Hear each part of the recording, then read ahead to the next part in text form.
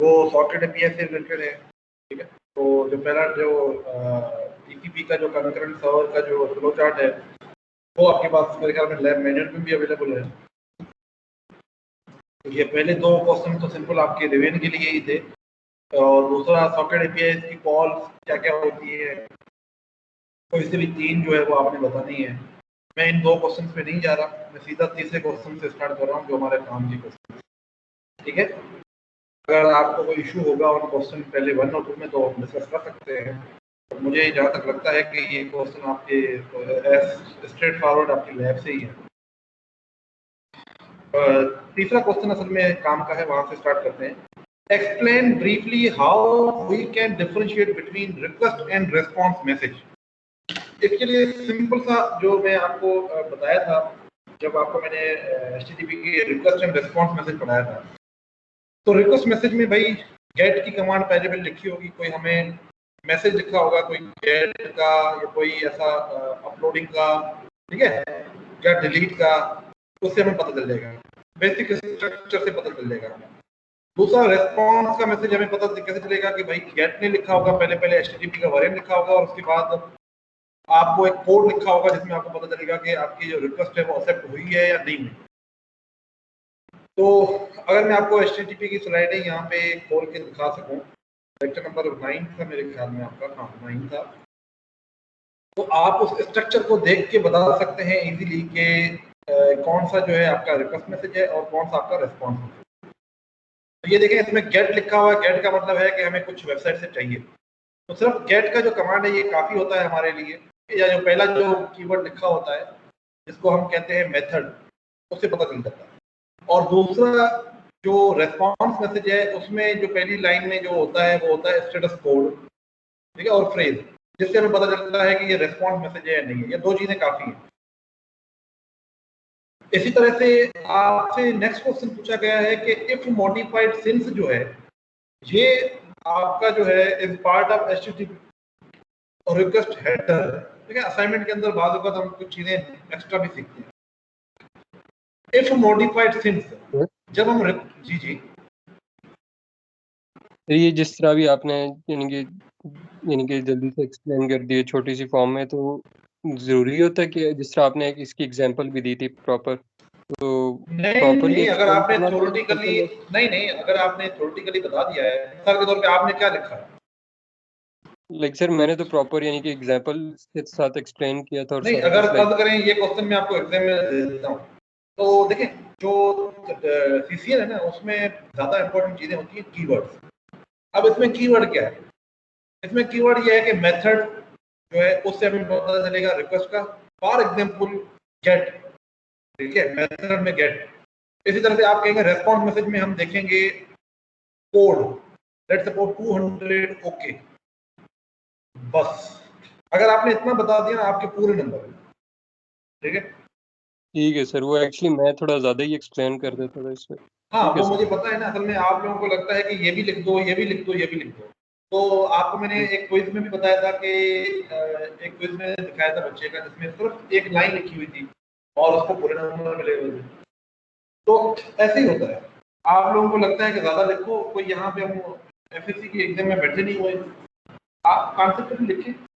अच्छा, if modified since जो है का मतलब होता है कि ये जो है ना इस डेट से पहले पहले मेरे पास पड़ा होगा, तो आपका रिक्वेस्ट का मैसेज है उसमें ये लिखा होता है इफ मॉडिफाइड सिंस, और लास्ट मॉडिफाइड जो है ना वो लिखा होता है आपके रेस्पॉन्स मैसेज में। रेस्पॉन्स मैसेज बताता है कि ये लास्ट कब आप जो डेटा या कोई भी चीज रिक्वायर कर रहे हैं वो लास्ट हमारे पास कब मॉडिफाई हुई है, ठीक है। अच्छा, और रिक्वेस्ट मैसेज क्या बताता है कि मेरे पास ये कब की वाली पड़ी हुई है। Explain briefly how these header values are used to check if object is up to date or not. Up to date on proxy server not. Simple है भाई, proxy server के पास जो रिक्वेस्ट मैसेज जा रहा है अगर उसकी डेट मतलब उसके पास जो डेट है वो बहुत पुरानी है, ठीक है, और जो लास्ट मॉडिफाइड की डेट है वो नहीं है, तो सिंपल बात है अपडेट होगा। अगर लास्ट मॉडिफाइड की डेट पुरानी है, मतलब लास्ट मॉडिफाई हुआ है जनवरी में और अभी चल रहा है मार्च, ठीक है, तो ऐसा कोई जरूरत नहीं है। अगर लास्ट मॉडिफाई हुआ है मार्च में और अभी भी मार्च चल रहा है, अब लास्ट लेट्स सपोज वो मॉडिफाई हुआ है 30 मार्च को, तो हमें फिर इसको चेक करने की जरूरत है, ठीक है। तो ये लास्ट मॉडिफाइड और इफ मॉडिफाइड सिंस, कि भाई इस डेट से मेरे पास जो पड़ा हुआ है मॉडिफाइड वेरिएंट वो पड़ा हुआ है 31 जनवरी का, और लास्ट मॉडिफाइड कहता है कि मेरे पास जो मॉडिफाई हुआ था ये हुआ था 15 जनवरी का। इसका मतलब है कि मुझे ऐसा कोई मॉडिफिकेशन की जरूरत नहीं है, बट लास्ट मॉडिफाई कहता है कि नहीं, ये जो अपडेट हुआ है मेरे पास ये अभी 31 लेट्स सपोज 4 फरवरी को फिर से हुआ है, तो फिर हमें जो है वो इसको मॉडिफाई करने की जरूरत है, ठीक है ना। तो इसमें तो कोई मतलब ज्यादा कोई रॉकेट साइंस भी नहीं है, लास्ट मॉडिफाई और इफ सिंस मॉडिफाई से आपको पता चल जाता है, डेट से हमें पता चल जाएगा। अगेन ये क्वेश्चन जो तो जी जी जी जी बताएं। जिस तरह अभी आपने बिल्कुल यानी कि एक लेमन टर्म में बताया, तो आपने यानी कि इसकी एग्जांपल भी दी थी, जिस तरह कि डॉन न्यूज़ जो भी था, डॉन न्यूज़ पेपर जो वो जी जी रीड करते बिल्कुल थे, बिल्कुल। वो सारा भी एक्सप्लेन करना ज़रूरी है, क्योंकि मीन्स नहीं, के क्लाइंट वाले again proxy again server again मैंने आपको जैसे सेकंड क्वेश्चन में कहा है ना, देखिए अगर हम वो आप करते हैं ना असाइनमेंट के अंदर, चलो मैं बर्दाश्त कर लेता हूँ, पेपर के अंदर है ना मेरे लिए बहुत मसला होता है। अब मैंने मतलब अब जैसे फर्स्ट क्विज 3 है ना, उसमें मैंने नंबर काटने हैं, मतलब मैं क्या करूंगा, मैं थोड़े थोड़े नंबर काटूंगा जो ज्यादा लंबा लिख के आएगा, क्योंकि ये है ना रिक्वायर्ड ही नहीं होता। फर्ज करें मैंने आपसे पूछा है कि टीसीपी जो है वो रिलायबल है कि नहीं है, अब वहां पे आप लिख के देखें जी टीसीपी के अंदर होता है सिलेक्टिव रिपीट और गो बैक एंड, फिर उसके अंदर ये होता है, फिर गो बैक, ये तो फिर वही वाली बात है ना कि मैंने तो पूछी नहीं है, मैंने सिर्फ पूछा है कि रिलायबल है या नहीं, उसका जवाब है यस और नो। यहाँ पे भी आपसे पूछा गया है कि ये कैसे होता है। अब आप अगर ये मैंने जो बताया लेमन टर्म में ये बता देते हैं बहुत है, मेन चीज कीवर्ड, कि भाई आप सिर्फ ये लिख दें कि भाई इनकी डेट्स में अगर डिफरेंस है तो अपडेट होगा वरना नहीं होगा, सिंपल सी बात, बात ही खत्म हो गई, ठीक है। अगर आप यहाँ पे दान अकबर का मिसाल देते हैं तो भी कोई मसला नहीं है, कोई इशू नहीं है, बट वो छोटा सा दे, मतलब कोई अगर उस पर कोई पूरा पैसेज लिख दिया तो वो फजूल होगा। अच्छा, अब ये चौथा क्वेश्चन एग्जैक्ट, कोई क्वेश्चन पूछना चाह रहा है? दोनों सर ठीक है, बस समझ आ गई। ओके, अब यही क्वेश्चन आपको मैंने क्लास में भी करवाया हुआ है कि आपके पास एक एचटीटीपी कनेक्शन है जिसमें 10 ऑब्जेक्ट्स आप भेज रहे हैं, अज्यूम करें कि 2 आरटीटी सारे जो है ना वो आरटीटी सेम है, सेम राउंड ट्रिप टाइम लगता है हर ऑब्जेक्ट को, और अज्यूम करें कि आपके पास 2 मिलीसेकंड का टाइम है राउंड ट्रिप टाइम, और कनेक्शन एस्टेब्लिशमेंट के लिए जो है वो 2 राउंड ट्रिप लगता है। Also transmission time for one object is 3 millisecond, ठीक है। तो आपने अब क्या करना है कि जाहिर सी बात है ट्रांसमिशन टाइम तो हर ऑब्जेक्ट का होगा, ठीक है, और प्लस में अब इसमें आपके पास आ जाता है अपना एचटीटीपी सर्वर की बात। तो अब आप लोग मुझे बताएं कि ये कैसे हमने क्वेश्चन करना है। अगर तो हमारे पास परसिस्टेंट है, अगर तो हमारे पास परसिस्टेंट और यहाँ पे है नॉन परसिस्टेंट, तो परसिस्टेंट के केस में क्या होगा कि एक दफा कनेक्शन एस्टेब्लिश होगा, तो कनेक्शन एस्टेब्लिशमेंट के लिए मुझे जो टाइम चाहिए वो round trip time for connection establishment और for getting one update is ये, ठीक है। तो हमें एक राउंड ट्रिप टाइम चाहिए होगा कनेक्शन एस्टेब्लिशमेंट के लिए अगर परसिस्टेंट है, वन राउंड ट्रिप टाइम, ठीक है। और हमारे पास कितने ऑब्जेक्ट्स हैं, हमारे पास टोटल 10 ऑब्जेक्ट है, तो 10 ऑब्जेक्ट्स मंगवाने के लिए हमें जाहिर सी बात है 10 रिक्वेस्ट करनी पड़ेंगी और 10 रेस्पॉन्स मिलेंगे। तो आप 10 जी जी फिर यहाँ यहीं पे एक कंफ्यूजन थी, मीन्स के पहले मैंने इसी के थ्रू किया था कि 10 ऑब्जेक्ट, अच्छा जो आपने स्लाइड शेयर की है उसके अंदर यहाँ पे ये चीज़ एक्सप्लेन हुई है, उससे बिल्कुल नीचे वाली स्लाइड पे जहाँ पे पीरियोडिक वो परसिस्टेंट वाला है, तो उसकी लास्ट लाइन में लिखा होता है कि मीन्स के 1 round trip time is enough for 10 objects, like ये चीज़ वहाँ पे लिखी हुई है। ये नॉन पर्सनल की बात कर रहे हैं, ये इन स्लाइड में ऐसे पिछले वाले स्लाइड में? वैसे ये जो सामने आपने ओपन किया अभी, बिल्कुल ये परसिस्टेंट वाली, अच्छा, कहाँ पे? फिर जहाँ पे इनका कंपैरिजन हुआ हुआ यहाँ पे यस सर, ये इसकी लास्ट लाइन है, persistent HTTP की as little as 1 RTT for all the referent objects।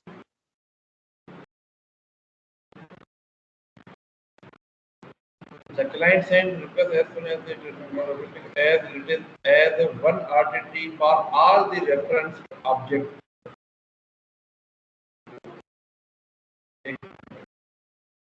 Message between the same client server send or open connection. Okay. Client send request as soon as it is without the object reference. As it is as one RTT for all reference object.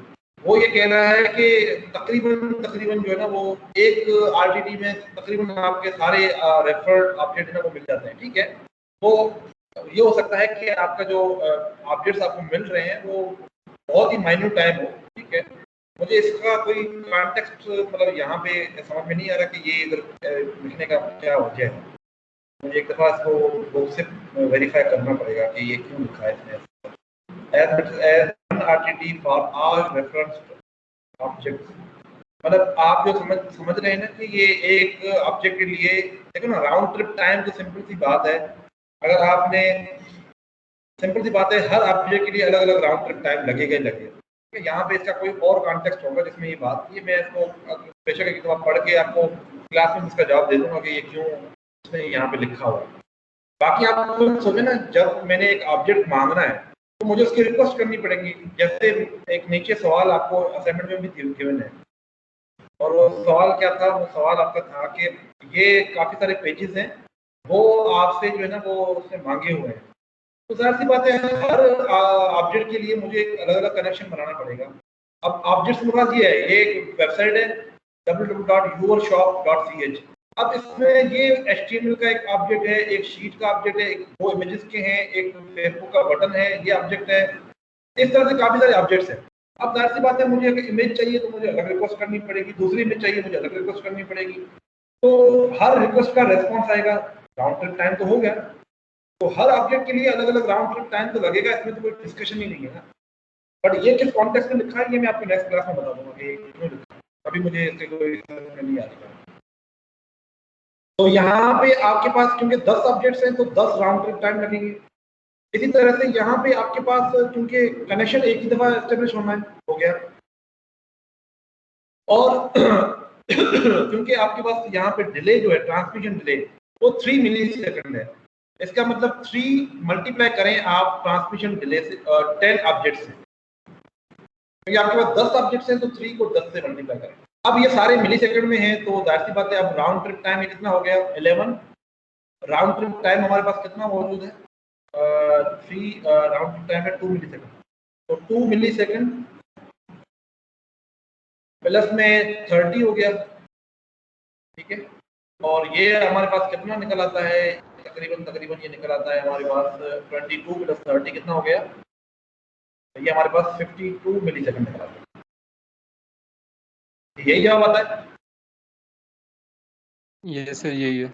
अच्छा, और non persistent में इसमें और उसमें क्या फर्क है? इसमें भाई कनेक्शन एस्टेब्लिशमेंट हर ऑब्जेक्ट की अलग से होगी। तो सिंपल यहाँ पे 10 आरटीटी आपके कनेक्शन एस्टेब्लिशमेंट के लगेंगे, 10 आपके लगेंगे अपने आरटीटी फॉर 10 ऑब्जेक्ट्स, ठीक है। ये राउंड ट्रिप टाइम है, ये आर और 3 मल्टीप्लाई बाय 10 जो है वो आपका क्या है, 3 मल्टीप्लाई बाय 10, ये आपका ट्रांसमिशन टाइम है। अब आप कर लें, तो राउंड ट्रिप टाइम हमारे पास 2 मिली सेकंड है, तो ये 20 और 20 40 प्लस ये कितना हो गया 30, तो ये 70 मिली सेकंड तकरीबन निकलता है आपका नॉन परसिस्टेंट।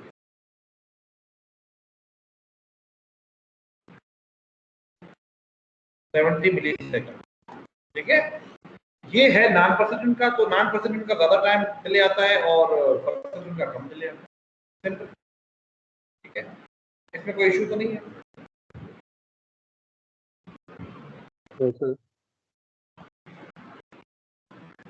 ओके जी। अब आगे बात आती है कि सपोज यू ओपन, अच्छा वैसे इस सवाल का जवाब मुझे एक बच्चे ने सेंड किया हुआ है, मैं उसको अप्रिशिएट करने के लिए उसी का जवाब खोलूंगा। उसमें एक छोटी सी उसने गलती की है, बट फिर भी मैं उसको ओपन करता हूँ, उसने क्योंकि मुझे दिखाया था। सपोज यू ओपन, एक ही बच्चा है जिसने मुझसे कोई असाइनमेंट से रिलेटेड कोई बातचीत की।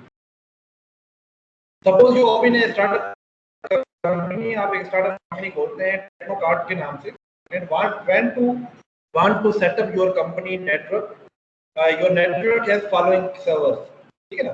तो पहले तो मैं उस बच्चे का आपको जॉब कहता है कि आपने कंपनी खोलनी है और आपके पास ये रिकॉर्ड मौजूद है।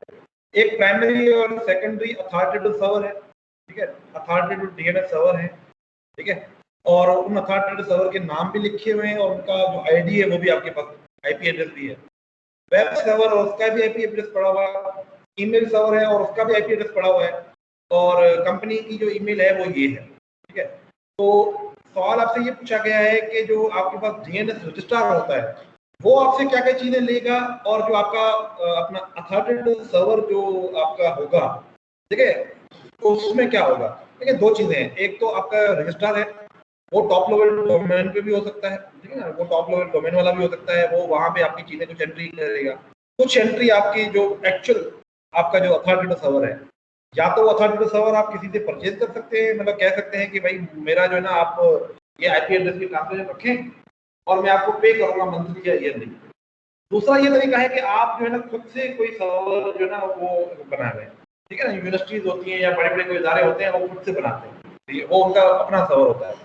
अब कौन सी चीजें हैं जो रजिस्ट्रार एंटर करेगा, कौन सी चीजें हैं जो अथॉरिटेटिव सर्वर में एंटर होगी। जी ये वही चीज़ है कि जो होस्टिंग साइट्स प्रोवाइड करती हैं। जी, वहां पे आपकी होस्टिंग जो होती है ना वो बैकएंड पे असल में ये करवाते हैं। ये मुझे नहीं पता कि वो खुद करते हैं या आगे किसी को भेजते हैं, मैंने कभी इस हॉकी में काम नहीं किया। आपकी आवाज़ बहुत कम आ रही है। जी जी, मैं कह रहा हूँ कि एग्जैक्टली मुझे आइडिया नहीं है कि वो जो होस्टिंग वाले हैं वो क्या करते हैं। मेरे ख्याल में वो किसी से सर्विस लेते हैं तो वो उनको कहते होते हैं कि मतलब ये कर दें। एक मिनट, मैं एक मिनट बच्चे का जो है वो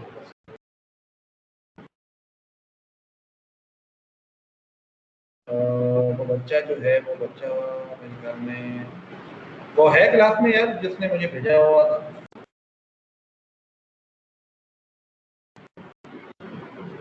मुझे बच्चे का ना और ये फहद अंसारी, ठीक है, तो फहद अंसारी ने मुझे भेजा हुआ था। जी सर। ये आप हैं फहद अंसारी बेटा? अच्छा चले, खैर फहद ने ना ये मुझे इसका सॉल्यूशन भेजा हुआ था। अच्छा ये क्वेश्चन में गिवन है, क्या गिवन है कि भाई आपके पास आपके पास प्राइमरी और सेकेंडरी अथॉरिटेटिव सर्वर, दो आपके पास डीएनएस सर्वर हैं जो अथॉरिटेटिव हैं, उनकी आईपी एड्रेस भी गिवन है और उनका जो है ना वो नाम भी गिवन है। यार ये माइक प्लीज बंद कर दे अपना। अब ये दो डीएनएस सर्वर है और उसका आईपी एड्रेस, तो जाहिर सी बात ये रिकॉर्ड कौन सा बन गया, ए टाइप का रिकॉर्ड।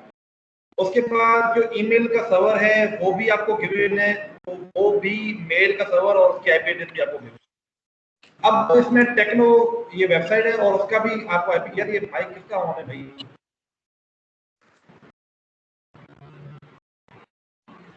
फहद,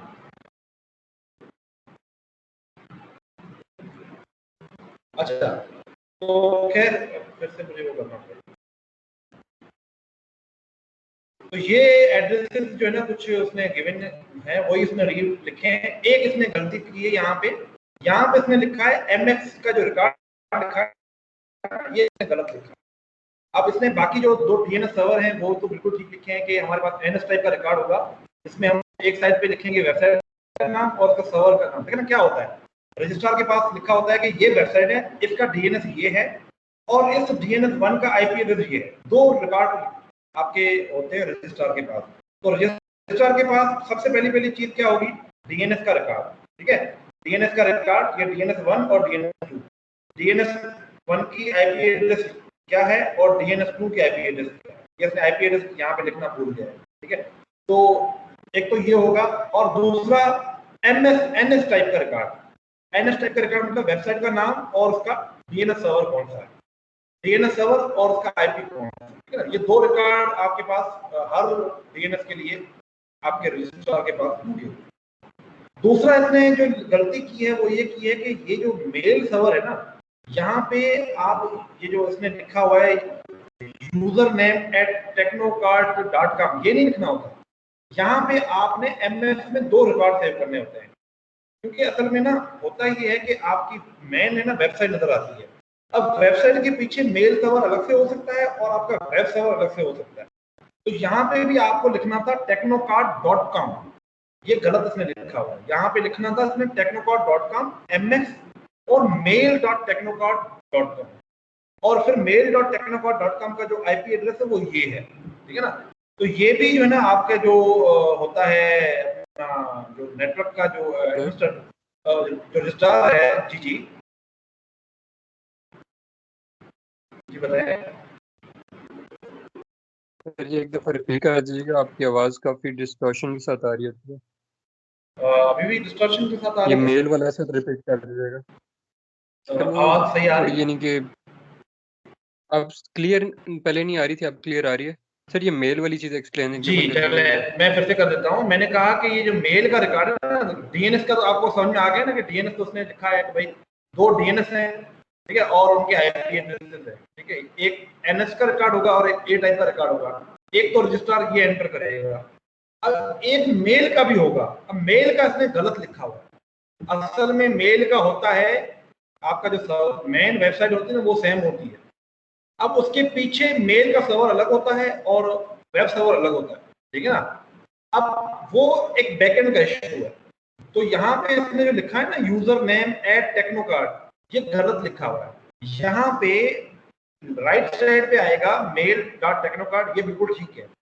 जो लेफ्ट साइड है यहाँ पे आना चाहिए था technocart.com, सिर्फ ये आना चाहिए था। इसका मतलब ये होता है कि जब हम technocart.com पे जाते हैं तो उसका मेल सर्वर वो हमें MS रिकॉर्ड में सर्च करना पड़ेगा, और वो उसका मेल सर्वर क्या है, mail.technocart। और इस mail.technocart की IP एड्रेस क्या है, वो IP एड्रेस ये है, ठीक है, वो ये है। तो ये असल में जो है ना वो आपका रिकॉर्ड सेव होता है आपके पास DNS पे। ये जो आपका अथॉरिटेटिव सर्वर होता है ना, ये उसके पास होता है। ये रिकॉर्ड आपका अथॉरिटेटिव सर्वर के पास होता है, ठीक है ना। लोकल आपका जो होता है TLD उसके पास नहीं होता, ठीक है ना। ये आपका अथॉरिटेटिव सर्वर के पास, अथॉरिटेटिव सर्वर के पास और क्या रिकॉर्ड होता है, एक्चुअल वेबसाइट कि अब हम इस DNS के थ्रू उस वेबसाइट तक तो पहुंच गए हैं, बट उस वेबसाइट का IP एड्रेस क्या है, वो ये IP एड्रेस है, वो ये है, ठीक है। तो बेसिकली क्या होगा कि रजिस्ट्रार ने जो TLD सर्वर के अंदर रखा हुआ है वो ये 2 चीजें हैं। हमने लिखा www.technocart.com, तो सबसे पहले हम टॉप लेवल डोमेन के पास जाएंगे, वहां पे देखेंगे कि technocart.com जो है उसका DNS कौन सा है, वो कहता है DNS ये है और इसका IP एड्रेस ये है। हम उस IP एड्रेस पे गए तो हमें ये मिलेगा रिकॉर्ड, ठीक है। वो IP एड्रेस किसका होगा, अथॉरिटेटिव सर्वर का। वो उस अथॉरिटेटिव सर्वर के पास क्या होगा, ये लिखा होगा कि technocart.com आगे 128.119। अगर हमें मेल सर्वर चाहिए होगा तो ऑटोमेटिकली यहाँ पे लिखा होगा technocart.com और आगे मेल सर्वर का नाम, ठीक है ना। जैसे इसने CNAME लिखा है ना, तो मेल सर्वर का नाम भी लिखा होगा, ठीक है ना। वैसे इसने CNAME क्यों लिखा है, कोई यहाँ पे हो रहा है कोई ऐसा नाम यूज, इसकी CNAME की तो कोई जरूरत ही नहीं है, ये इसने पता नहीं क्यों लिखा है technocart.com और www.tech। नहीं ये CNAME यहाँ पे नहीं इस्तेमाल होना, ये एलियस नेम यहाँ पे एलियस नेम नहीं यूज होना भाई यहाँ पे। इसको एलियसिंग नहीं कहते, एलियस नेम नहीं है यहाँ पे। MS टाइप का रिकॉर्ड जो है ना, ये जो CNAME टाइप का रिकॉर्ड कोई नहीं होगा, ये गलत है, ये लाइन गलत है, ये इसने गलत लिखी है। CNAME भी कोई नहीं आएगा यहाँ पे, सिर्फ एक ये रिकॉर्ड होगा और एक ये रिकॉर्ड होगा। और इस रिकॉर्ड में सिर्फ इसने गलती क्या की है कि यहाँ पे सिर्फ technocart.com होगा और इधर mail.technocart होगा, बाकी सब कुछ सही है, ठीक है। Clear? Yes sir, clear. Okay जी। नेक्स्ट सवाल आपका था कि सपोज करें क्लाइंट और सर्वर जो है वो एक ओपन करना चाहते हैं। ये बहुत ही सिंपल क्वेश्चन है भाई। example.com पे जाना चाहते हैं तो आपने रिकर्सिव क्यूरी भी लगानी है और आपने वो वाली क्यूरी भी लगानी है, क्या कहते हैं अपना आइटरेटिव क्यूरी भी लगानी है। तो मैं आपको इसका ओवरव्यू दे देता हूँ सिंपल। सबसे पहले क्लाइंट लोकल DNS के पास जाएगा। अगर आपकी रिकर्सिव क्यूरी है तो लोकल DNS आपको क्या करेगा, रेफर करेगा रूट के पास। ठीक है ना, रूट यहाँ पे है। अब देखिए मैंने ये ब्लॉक्स जानबूझ के आगे पीछे किए हैं। लोकल डीएनएस से जाएगा रूट पे, रूट क्या करेगा, देखेगा कि किस टॉप लेवल डोमेन से ये बिलोंग करता है, उस टॉप लेवल। अब ये मैं रिकर्सिव क्यूरी की बात कर रहा हूँ कि एक एक एरो जाता जाएगा। मैं अगर इसको ग्राफ एक मिनट आपको करके दिखाता हूँ, ड्रॉ करके दिखाता हूँ ताकि आपको समझ में आए कि क्या होगा। ये असल में ना सभी पेजिंग टूल यहाँ पे है।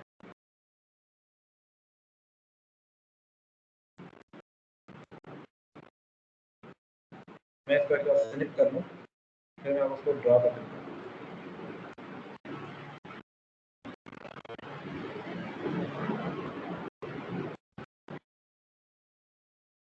ये देख लें। अब यहाँ पे मुझे सबसे पहले क्या होगा, सबसे पहला जो मेरा जाएगा वो एरो यहाँ पे जाएगा, ठीक है।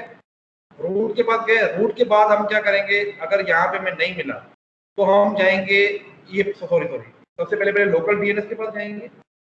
लोकल डीएनएस जो है वो जाएगा आपका इसके पास, रूट के पास। रूट क्या करेगा, देखेगा कि .com है, .com का मतलब मुझे इसके पास जाना है, तो रूट क्या करेगा, वो इसके पास जाएगा, ठीक है। क्योंकि मैं ये इससे ड्रॉ कर सकता हूँ, रूट जाएगा इसके पास, ठीक है। ये आपकी पहली नंबर क्यूरी थी, ये दूसरी क्यूरी है, ये तीसरी क्यूरी है, ये रिकर्सिव क्यूरी है, ठीक है।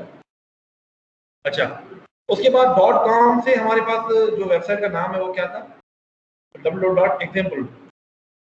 हम जाएंगे इसके अब डीएनएस के पास, और इसका डीएनएस कहाँ पे लिखा हुआ है, एग्जाम्पल डीएनएस। ये एग्जाम्पल 2 का है, ठीक है ना। तो हम इसके पास जाएंगे, उसके बाद हम किसके पास जाएंगे, ये एग्जाम्पल डीएनएस के बाद किसके पास जाएंगे यार, ओके बस खत्म, बस यहीं तक जाएंगे। इसके अंदर असल में एक्चुअली में आपके पास आईपी एड्रेस पड़ा होगा, और ये आईपी एड्रेस किसको देगा, कॉम सर्वर को। कॉम सर्वर किसे देगा, इसको रूट को। रूट किसे देगा, लोकल डीएनएस को, और लोकल डीएनएस किसे देगा, आपके क्लाइंट को। ये आपकी रिकर्सिव क्यूरी है। इसी तरह से आपकी आइटरेटिव क्यूरी चलेगी, ठीक है। आइटरेटिव क्यूरी में क्या होगा, ये इसके पास जाएगा, ठीक है, ये इसके पास जाएगा। ये कहेगा आप तुम जाओ चुप करके आपके डीएनएस के पास, .com वाले, ये इसको उसी वक्त रिप्लाई कर देगा। और ये फिर जाएगा इसके पास, .com के पास। .com कहेगा अब तुम जाओ एग्जाम्पल डीएनएस के पास, ये एग्जाम्पल डीएनएस के पास जाएगा, और ये इसको फिर रिप्लाई बैक करेगा। फिर यहाँ से जब आईपी मिलेगी तो ये इसको रिप्लाई बैक करेगा, ठीक है। तो ये इस तरह से प्रोसेस चलेगा दोनों में। ये आपने ड्रॉ करना था, इसमें कोई रॉकेट साइंस मेरे ख्याल में नहीं थी, ये सिंपल था। क्वेश्चन ये जबरदस्त है, 7वां क्वेश्चन। 7वां क्वेश्चन में क्या कहता है कि आपके पास एक वेबसाइट है जो www.yourshop.ch नाम से है, ठीक है ना। उसमें ये काफी सारे कुछ, जाहिर सी बात एक वेबसाइट होती है ना, उसमें काफी सारे पेजेस होते हैं या फिर ऑब्जेक्ट्स होते हैं। एक उसमें HTML का पेज है, एक उसमें शीट है, एक 2 इमेजेस हैं, एक बटन है। ये चीजें हमें चाहिए, और भी चीजें होंगी वेबसाइट पे, पर ये कुछ चीजें हमें चाहिए। गूगल ट्रैकिंग का कोड भी है। अब आपसे पहला सवाल पूछा गया है, assuming that your host is configured to use local recursive DNS। आपका जो होस्ट है वो लोकल रिकर्सिव डीएनएस इस्तेमाल करता है। रिकर्सिव क्यूरी बताई मैंने अभी आपको। And all cache are empty, कि भाई लोकल डीएनएस के अंदर कुछ भी नहीं पड़ा हुआ, वो खाली है। क्योंकि आपके अगर लोकल डीएनएस में पड़ा होता है तो हम वहीं से ट्रांसलेशन ले लेते हैं। List all DNS queries that host send to local DNS server when you open www.yourshop._ch। अब आपसे पहला सवाल ये पूछा गया है कि ये जो क्यूरी, जैसे मैंने अभी आपको ऊपर ट्रैक पूरा लगा के दिया, तो आपने सिंपल लोकल डीएनएस से जाएगा रूट के पास, रूट के बाद जाएगा टीएलडी के पास, टीएलडी के बाद जाएगा अपना जो अथॉरिटी सर्वर के पास, और फिर वो क्यूरी वापस आएगी। एक तो आपने इसमें ये पार्ट पर ड्रा करनी है। दूसरा पार्ट इसमें बड़ा मजे वाला है, how many TCP connection would a non persistent browser will open. अब देखिए, क्योंकि यहाँ पे हमारे पास कोई 7 के करीब ऑब्जेक्ट्स हैं, तो आपको, क्योंकि जाहिर सी बात है टीसीपी अगर हम यूज कर रहे हैं और नॉन परसिस्टेंट कनेक्शन है, तो आपको पता है कि हर ऑब्जेक्ट के लिए आपको अलग अलग क्या करना पड़ेगा, एक कनेक्शन ओपन करना पड़ेगा नॉन परसिस्टेंट के केस में। तो यहाँ पे 7 कनेक्शन एस्टेब्लिश होंगे। क्यों? क्योंकि यहाँ पे 7 ऑब्जेक्ट है। अगर यही परसिस्टेंट होता तो हमें सिर्फ एक कनेक्शन एस्टेब्लिश करना पड़ता, बस खत्म होगी बात। ये इसका जवाब था। ये पार्ट एक दफा एक्सप्लेन कीजिएगा दोबारा, पार्ट ए की नहीं समझ। ए पार्ट में सिर्फ आपने एक कॉन्सेप्चुअल डायग्राम बतानी है, जैसे मैंने ऊपर बताई है ना आपको कि भाई इस वेबसाइट के लिए आपको सबसे पहले लोकल डीएनएस के पास जाना पड़ेगा। लोकल डीएनएस क्या करेगा? रूट के पास जाएगा, फिर वो टीएलडी के पास जाएगा, टीएलडी जाएगा अथॉरिटेटिव के पास। ये फ्लो आपने एक्सप्लेन करना है सिर्फ इसमें, क्योंकि इसमें मैंने ऐसा सच बताया नहीं हुआ कि कौन सी चीज कहाँ पड़ी हुई है, ठीक है ना। सर मींस के ऊपर वाली जो डायग्राम थी वही बता दी थी। जनरिक नहीं, वो तो एग्जैक्टली उस सिनेरियो के लिए बनी हुई है, example.com के लिए। बट आपने एज ए जेनरिक बताना होगा कि भाई पहले इसके पास जाएगा, फिर इसके पास जाएगा, फिर इसके पास जाएगा। एक डायग्राम दिखाते हैं रिकर्सिव की, जो स्लाइड के अंदर रिकर्सिव, स्लाइड के अंदर जो डायग्राम बनी हुई है ना रिकर्सिव की, आप एग्जैक्टली वही छाप सकते हैं, ठीक है। ओके सर, ठीक है ना। ओके, 8वां क्वेश्चन 2 मिनट बाद करते हैं। पहले ये 9वां क्वेश्चन खत्म कर लें, ये थोड़ा सा पहले इसमें देख लेते हैं। सबसे पहले चीज ये है कि ये एक HTTP का गेट मैसेज का रेस्पॉन्स है, ठीक है। पहली बात तो ये है कि इसको देख के पता चल रहा है आपको कि रेस्पॉन्स है, रिक्वेस्ट है, क्योंकि इसमें 200 ओके लिखा हुआ है। इसका मतलब है कि ये रेस्पॉन्स मैसेज है। आपको याद होगा कि हर मैसेज का कोई रेस्पॉन्स आता है, तो 200 ओके का मतलब है कि आपका कनेक्शन सक्सेसफुली एस्टेब्लिश हो चुका है, ठीक है ना। अच्छा, ये तो हमें पता चल गया। अब इसमें काफी सारी फील्ड्स हैं और आपसे कुछ सवालों के जवाब पूछे गए। Was server able to successfully find the document or not? अब जाहिर सी बात है, गेट के थ्रू उसने कोई रिक्वेस्ट की थी जिसका ये रेस्पॉन्स है, और रेस्पॉन्स क्या है? 200 ओके। इसका मतलब है कि आपको जो चीज चाहिए थी वो मिल चुकी है, तो इसका जवाब है यस। कैसे पता चला? आपको 200 ओके से पता चला। When was document last modified? भाई ये डेट जो साथ में लिखी हुई है, ये आपके पास वो ये जो डेट लिखी हुई है लास्ट मॉडिफाइड की, सॉरी ये ऊपर वाली डेट है हमें इसे एक्सेस करने की। लास्ट मॉडिफाइड है ये 10 दिसंबर 2005 को। हाउ मेनी बाइट्स, ये कहाँ गया मैंने, ये कहाँ डॉक्यूमेंट लास्ट मॉडिफाइड के तब था। How many bytes are there in document being written? कितने बाइट्स टोटल रिटर्न हो रहे हैं? ये आगे जाके यहाँ पे ना लिखा हुआ है कंटेंट लेंथ, ये कंटेंट की साइज कितनी है, वो ये है 3874। अच्छा, उसके बाद कीप अलाइव। आपको याद होगा एक मैंने क्लोज का दिखाया था आपको जब पढ़ाया था। एक कीप अलाइव का मतलब है कि कनेक्शन को ओपन रखो। एक यहाँ पे क्लोज का मैंने आपको ऑप्शन दिखाया था जब मैंने HTTP पढ़ाया था। ओके, पढ़ाया क्या था? ये खुला भी हुआ है, मैं इधर दिखाता हूँ। ये जब दिखाया था मैंने आपको, यहाँ पे ये क्लोज का एक आपको नजर आ रहा है,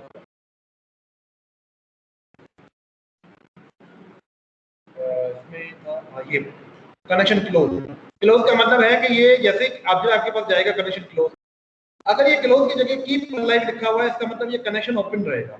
तो कनेक्शन ओपन रहने से मुराद क्या है कि ये क्या है? ये परसिस्टेंट कनेक्शन है। तो ये पूछता है कि how many bytes are return, वो तो हमने बता दिया। Did server agree to persistent connection? जी, परसिस्टेंट कनेक्शन के लिए एग्री करता है, क्योंकि इसमें लिखा हुआ है कीप अलाइव, ठीक है। उसके बाद डी जो पोर्शन है वो कहता है कि what are the first 5 bytes of document being written. अब ये कंटेंट टाइप था। कंटेंट टाइप क्या है? टेक्स्ट का ये फला, और 4 सेट ये इसका वो कैरेक्टर का, मैंने कैरेक्टर ना वो या तो ASCII यूज होते हैं या ISO होते हैं या डिफरेंट टाइप के होते हैं। उसके बाद ये जो चीज लिखी हुई है ना, एक्सक्लेमेटरी मार्क, डॉट टाइप, अब ये एक सैंपल आपको पता है 1 बाइट की होती है, कैरेक्टर 1 बाइट का होता है। तो ये टोटल 5 बाइट आप उठा लें, एक ये सैंपल उठा लें, डी उठा लें, ओ उठा लें, सी उठा लें और टी उठा लें। तो ये आपका जवाब है इस डी पोर्शन का। ये पहले 5 बाइट्स ये जो भेज रहा है, ठीक है। कौन कौन सी, मैं इसको टाइप कर देता हूं। नहीं है एक लेस देन और एक्सक्लेमेशन वाला? नहीं, ये लेस देन और ग्रेटर देन, ये तो असल में वो आपको गैप दिखा रहा है। ये तो हर जगह है ना, ये तो देखो, ये ऊपर भी है, नीचे, ये हर जगह। कैरेज रिटर्न और इफ जो है ना वो बताती हैं कि ये यहाँ पे आपको खत्म हो गई है, और ये कैरेज और उसके लिए रिटर्न के लिए, ये तो उस कमांड को ऐड करने के लिए थी ना, ये लेस देन और ग्रेटर देन का साइन। ये एक्सक्लेमेशन से शुरू होगा। ये एक्सप्लेमेंट, ये यहां से स्टार्ट होता है एक्सप्लेमेंट्री GOCOT, ये 5 बाइट्स है आपके, ये आपने दिखाने थे सिंबल, ठीक है। बाकी सारे सवालों का मैंने इसमें जवाब दे दिया। इसमें कोई आपको कोई पूछना हो तो बेशक पूछ लें।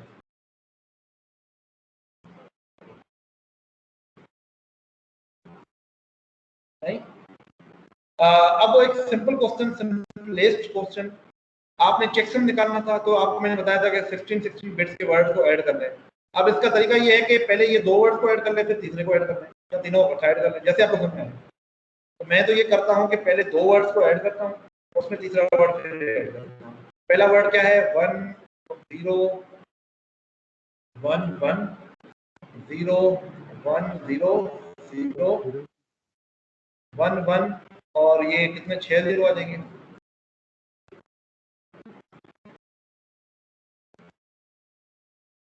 ठीक है, अब अगला वर्ड क्या है आपके पास, 0 1 1 0 0 1 1, ठीक है। अच्छा, उसके बाद क्या है, 1 0 और 1 1 1 1 1 और सबसे पहले तो इनको ऐड कर लेते हैं।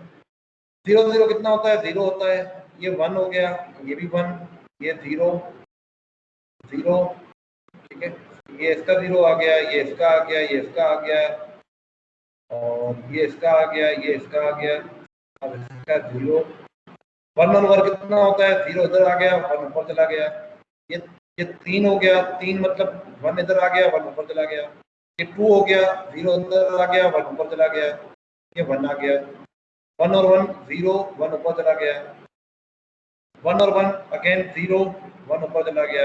ये 1 1 का मतलब है कि एक 1 इधर आ जाएगा, एक 1 ऊपर, फिर 1 1 एक 1 इधर आ जाएगा, एक 1 ऊपर, फिर 0 1 ऊपर चला गया, फिर 0 1 आगे आ गया। अब ये जो बिट बची ना, ये हमारी क्या है, एक्स्ट्रा बिट है। तो एक्स्ट्रा बिट को हम क्या करते हैं, रैप करते हैं। रैप का मतलब है कि ये यहां से निकाल दो और इसको वापस यहाँ पे ऐड कर दो, तो इधर ऑटोमेटिकली ऐड करने से ये क्या हो जाएगा, +1। इसमें +1 करेंगे तो ये बिट 1 0 वाली 1 में हो जाएगी। तो मैं इसको मगजमारी करने से अच्छा है कि मैं इधर सीधा 1, तो इधर मैं इधर, ठीक है। तो ये हो गया आपके पास 2 बिट्स का जवाब।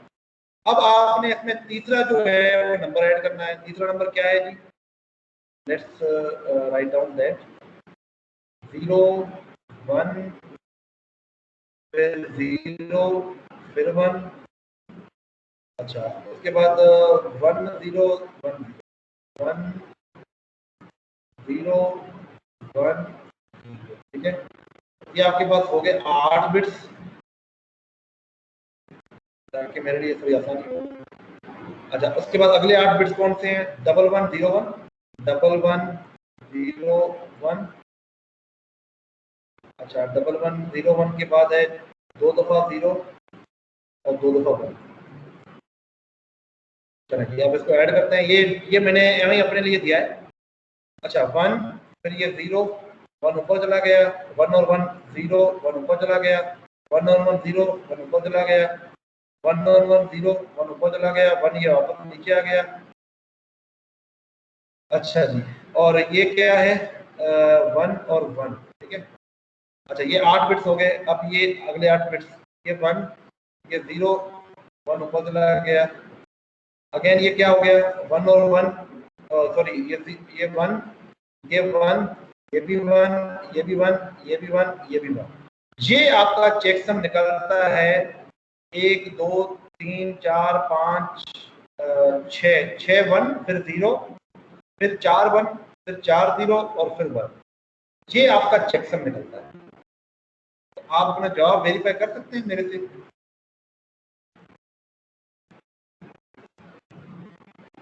कोई मैंने गलती तो नहीं की? जी जी सर, फर्स्ट कॉम्प्लीमेंट निकलेगा ना, वंस कॉम्प्लीमेंट। ओ सॉरी जी, बिल्कुल बिल्कुल सही है। कॉम्प्लीमेंट इसका लेना है इसका। बिल्कुल इसका वंस कॉम्प्लीमेंट लेना है, वो मैं भूल गया हूँ। वो वंस कॉम्प्लीमेंट ले लेते हैं। चलो थैंक यू यार। ये 0 हो जाएगा, ये भी 0 हो जाएगा, ये भी 0 हो जाएगा, ये भी 0 हो जाएगा, ये भी 0 हो जाएगा, ये भी 0 हो जाएगा, ये 1 हो जाएगा, ये 0 हो जाएगा, ये 0 0 0 1 1 1 1, ठीक है। तो ये इसका बनता है कोई 6 0 1 फिर 3 और 4 0 फिर 4 1 और फिर 0, ये 6 से बनता है।